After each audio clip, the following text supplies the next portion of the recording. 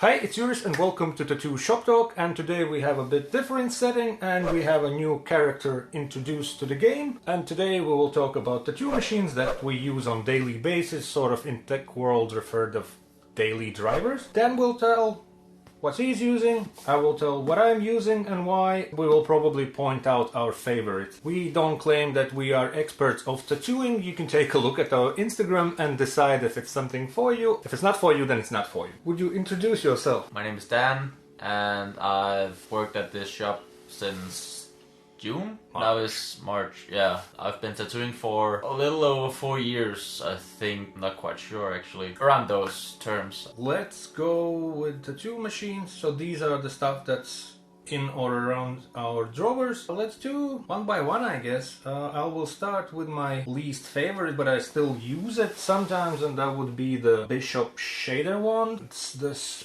power one. I use it for when I need some thin lines or some soft shading, but I don't do much soft shading, so that's why I don't use it as much, but it's still there to grab. Well, this is one of my first rotaries, or whatever you want to call it, machines that I bought when I was starting my apprenticeship. It's an easy Astral. It came with different plungers, so you can switch it in between soft, medium, and hard, or direct drive. Typically used medium or direct drive. I switched over to some pens because it was more easy with the mobility, and this one had a clip cord. But this is a good machine, but I don't use it that much anymore. I'll point out these two. These two are the ones that I use the most. Bishop Pecker wand and a critical torque. I would say it's kind of very similar. The Pecker wand is a bit more punchy, so if I want to color something in, then I would use this. If I need a bit of both, then it's probably this. I love it because it has a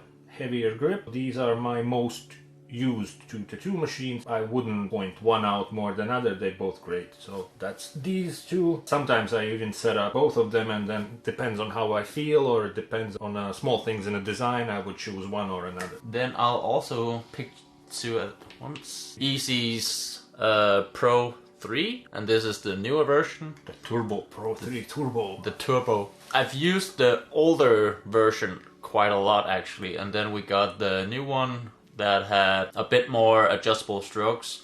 So this is at 5mm now. And I like the punchiness of it because I typically use a lot of line work in my tattoos, and I just feel like this really gives it a punch. Again, I've been using the old generation a whole bunch. If I had to choose between them, it's probably this one, but good machines. I really like them, so I use them a lot. Out of this department, I have the liner wand. I use it for lining, obviously. I would say 9 liner and up, or if I need to do the peppery dot shading, you can run it low and it has 5mm stroke, and you can get a lot of that digga feeling. It's really nice for that. I know people like other tattooists from this town, they came by and checked out these tattoo machines. One of the tattooists does more like a etching type of a thing, where it's a thicker line and then the shadows are smaller lines or dots, and that person chose this one. They like to run the, what it's called, the throw of a needle very small. For example, they use quadrant cartridges, and when they tried this one, it was making noise, and this one was fine. But the other tattooist chose this one, and that tattooist does that, they call it black work, but it's basically looks like black and gray, where it's like thicker outline and then some shading also like with dots.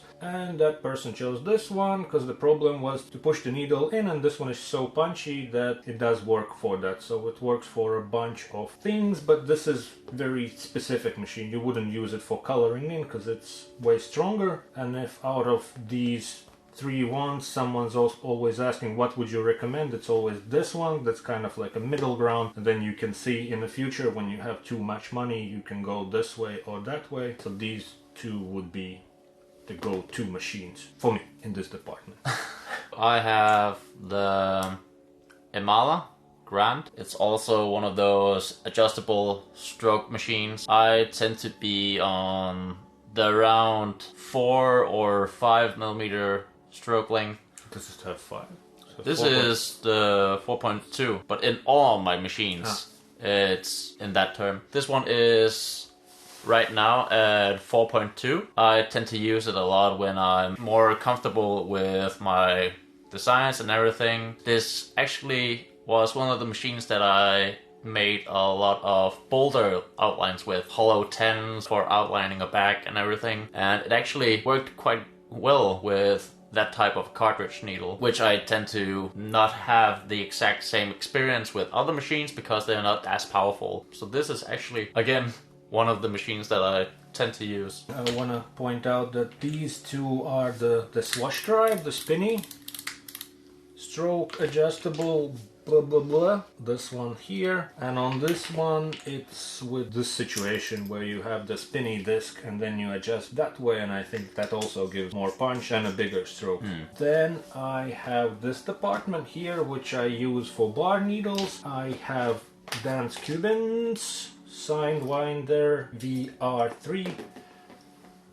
Everyone who knows that machine is familiar with it. And this is from Rotary Works. We don't know what stroke length it is exactly, but it feels like 3.5. I used these two a bunch. I had some problems with the Signwinder. It was jumping in a voltage, so we work and it suddenly goes bzzz and backs down, and then even customers look at you funny. They're like, is this okay? But at some point it gets embarrassing, and then I take this one. And before the Rotary Works I had this Q Luna machine. It's the magnetic one. When I had those love and hate relationships with Van Cuban's one, I'll be like, F this machine, I'll take this one. It's on the louder side, so that's one thing to keep in mind. I don't use it as much. I like the brand, I like the guy's idea behind it, I like how he updates things and informs you about updates. Pretty interesting machine, but let me show you how loud it is. And today I put rubber bands back on a Dan Cuban's machine, so maybe that will change something. This one you usually start around 10 volts.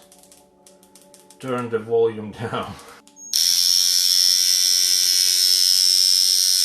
Sorry. And the Dan Cuban, let's put it at something like 6. This is with rubber bands on. Way more quiet.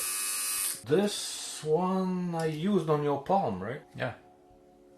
And it's still there, most of it's it, still so there. I'm happy. This is very quiet machine. The only thing with this type of rotary machines is when you work for a long time, your wrist sort of feels numb, like from all the vibration, but that's the only sort of downside. Otherwise, these three machines are the ones that I use. I want to use this one, but it works when it works, and when it doesn't, it sounds like a motocross bike, and it acts like a spray gun, because sometimes you take a ink, and when you get to the customer, it's already empty because there's like you have to bend needle 3 different ways and do a dance at the full moon for it to work, so it's a bit, it's great when it works, but when it doesn't I have these alternatives, so these are always around. And now I took back the metal grips, we have autoclave and all the good stuff, and it went back full circle because now it's nice and heavy, and now you can play and stick batteries on these. I had this thing that I